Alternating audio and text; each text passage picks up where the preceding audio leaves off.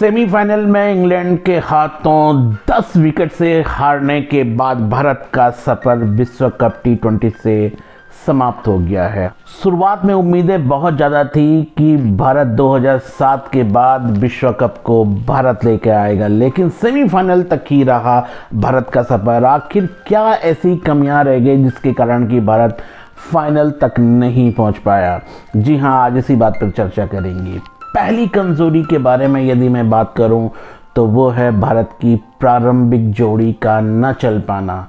जी हां, केएल राहुल और रोहित शर्मा जो कि भारत के प्रारंभिक बल्लेबाज हैं, कभी रोहित किसी मैच में चले, राहुल किसी मैच में चले, लेकिन कंटिन्यू दोनों बल्लेबाजों का इस सेमीफाइनल के मुकाबले में न चल पाना भी हार का एक बड़ा कारण रहा। और अगर दूसरी कारण के बारे में हम चर्चा करें तो इस पूरे टूर्नामेंट में हमने देखा कि केएल राहुल बहुत शांत रहे। एक मैच में वो जरूर अपना प्रदर्शन कर पाए, लेकिन उसके बाद में केएल राहुल ऐसे लगे जैसे कहीं खोए हुए होंगे, बल्लेबाजी से जैसे डर से रहे होंगे, भाग से रहे होंगे, और उनकी जो वास्तविक बल्लेबाजी है वो बिल्कुल भी हमें देखने को नहीं मिली। एक बड़ा कारण माना जा सकता है, अगर आपके प्रारंभिक बल्लेबाज इस तरीके से प्रदर्शन करेंगे तो फिर एक बड़ा स्कोर बनना लगभग नामुमकिन होता है। कारण नंबर 3 के बारे में यदि हम बात करें तो भारतीय टीम को ये देखना चाहिए था, भारतीय टीम के मैनेजमेंट को ये देखना चाहिए था कि यदि केएल राहुल प्रारंभिक बल्लेबाज के तौर पे सफल नहीं हो पा रहे हैं तो उनके स्थान पे ऋषभ पंत को मौका दिया जा सकता था, क्योंकि वो इससे पहले भी बतौर प्रारंभिक बल्लेबाजी कर चुके हैं, उनमें क्षमताएं हैं। और सीधी सी बात है कि अगर ऋषभ पंत प्रारंभिक बल्लेबाज के तौर पे बल्लेबाजी करते तो एक आप ऑलराउंडर या एक गेंदबाज या एक बल्लेबाज को भी आप एंटर कर सकते थे। अगर केएल राहुल के स्थान पे तो ऋषभ पंत से भी आप प्रारंभिक बल्लेबाजी करा सकते थे। ये बेहतरीन ऑप्शन था, क्योंकि अगर केएल राहुल नहीं चल पा रहे थे। एक सबसे महत्वपूर्ण और अगले कारण की बात करूं कि भारत की जो नई खोज थी, बाएं हाथ के तेज गेंदबाज अर्शदीप, बहुत बढ़िया रहा उनके लिए टूर्नामेंट, बहुत अच्छे क्रिकेट खेली, लेकिन अर्शदीप के अलावा कोई भी भारतीय गेंदबाज हमें रंग में नजर नहीं आया और ऐसा नहीं लगा कि ये कोई गेंदबाज इस विश्व कप को जिता के देगा।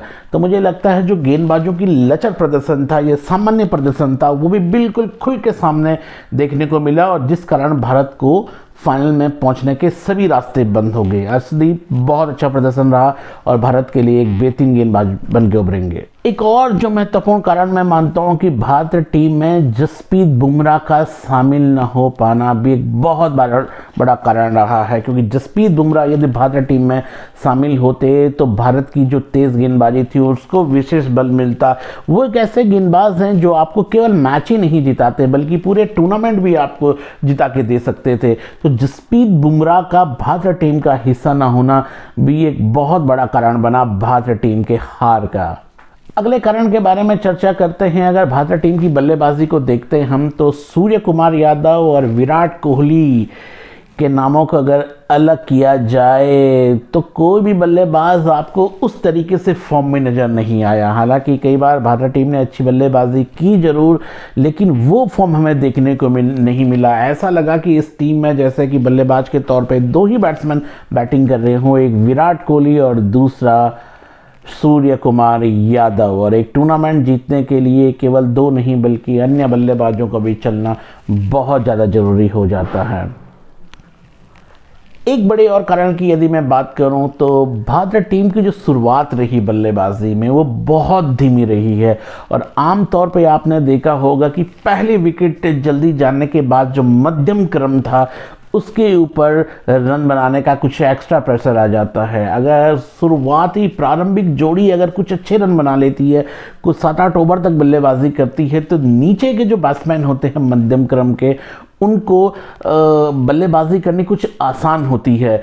तो प्रारंभिक जोड़ी का भी न चल पाना और धीमी शुरुआत का होना भी भारतीय टीम के हार का बहुत बड़ा कारण है।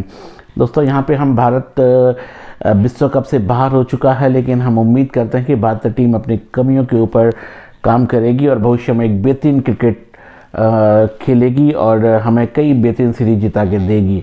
इसी के साथ मैं चलता हूँ, आपका दोस्त। नमस्कार।